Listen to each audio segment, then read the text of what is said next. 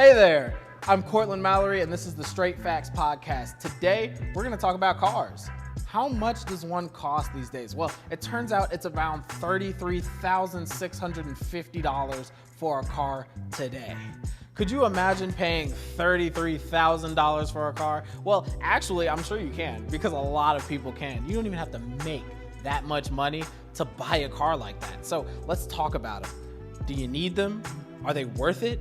A car helps you get from point A to point B. We all know this. However, there are things that go into that. To buy a car, you need a lot of money. Either you need to put down a deposit up front, or you need to pay for the whole thing in cash. You have two options. You can buy one new, or you can buy one used. If you buy a new car, you can expect it to work perfectly. If there are any issues, as soon as you drive off of the lot, you know that the company will come back and fix it because they're simply obligated. It's a new car, right? Now, if you have a used car, on the other hand, there's no way that's happening. I mean, you're probably gonna have an issue straight out the gate. I definitely had a problem with every used car I've ever bought right out the gate, but it's usually still, even with the cost of repair after purchase, less money, way less money than buying any new used car or any new car. So the real question here is, why would I buy a new car versus a used car? Why would I buy a used car versus a new car? Shouldn't I always buy a new car? I mean, I like new stuff. The answer for cars is usually no. Cars last very long. If you look at the odometer, if you see anything around 100,000 miles, people usually consider this car to be broken in, as if it's like now ready to drive, and as if the first 100,000 miles didn't really matter. Because cars generally go all the way up to 300,000 miles and above that before they start to break down and before they become less than usable. So when you think about buying a used car versus a new car, think about how long you want that car to be good and how reliable you need it to be. If you're younger, if you're only transporting yourself, maybe you're only going to work and school, it's likely and possible you might not even need a car at all. But if you really do, if you live in an area where everything's so spread out that you can't get anywhere by bike or by foot, and it is in your best interest to buy a car, you should really look to buy a used one. Used cars can go anywhere under $10,000, and generally you can pay that off in cash without having to worry about taking out loans and substantial debt, which isn't really good. To do that, we'll give you a car that'll last you anywhere from 3 to 5 years and really get done what you need to get done in the most cost-effective way possible. In terms of insurance and extra costs, people don't usually realize that cars do take maintenance.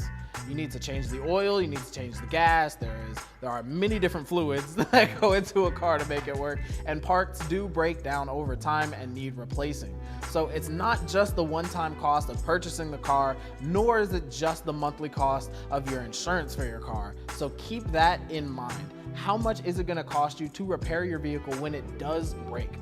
This brings up the third option that you have that I do not recommend most people try, which is leasing.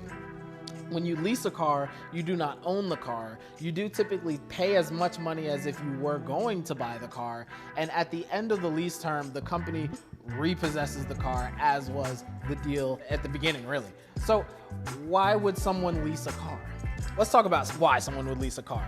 If you are someone who runs a business or runs someone else's business and is looking to attract people based on marketing principles, a lot of people would be very attracted to a high-end car that you lease, and no one's gonna ask you any questions about whether you own it versus whether you lease it. I actually know tons of folks, especially at the top of different MLM structures, who will fly to a completely new city, lease out a luxury vehicle, and just drive around. As people ask them about, why do you drive this car? What do you do? What do you do? They'll simply get them enrolled in the MLM, and that's how they make money. So there are reasons to lease out a car, especially if you're someone who does need to, for one reason or another, maintain an image, and it's cheaper to lease out luxury vehicles than it is to ever own one. Those are pretty much the only valid reasons that folks have to lease a car. Otherwise, if it's not for a business interest, you're paying the amount of money that you would if you were to buy a car just to use a car for a little while, and you might as well have just rented. Am I right? So always remember that this day and age, you have Uber and you have Lyft. It is possible that when you break down all of your monthly expenses for owning a car, gas, oil, repairs, insurance, you just pay less using Uber. If you use Uber and use someone else's car every time you need to go somewhere, assuming you don't go somewhere very often, that might be the best option available for you. So we now know that we have 3 options for buying a car. We can buy a new one, we can buy a used one, and we can buy one on a lease, which the lease is the worst deal. We know the average cost of a car is about $33,000, which is super steep, but we do know we can buy a used one for less than $10,000. And do we know what a bad deal looks like? That's the last thing I want to make sure that we understand. A bad deal in the car industry looks like you paying any more than $523 total cost per month for your car. Again, a bad deal looks like you paying any more than $523 per month on the total costs for your car. That is because that is the average cost that Americans are paying for their car every single month. This does include the car note, this does include insurance, and overall, that is a heavy hit to be taking. Cars are not that expensive, they don't need to be, and it shouldn't be this much of a burden on your life, but it is super normalized for us to take on debt in the US economy. I always say live within your means or below them. Above is not gonna get you ahead, it's actually gonna get you behind.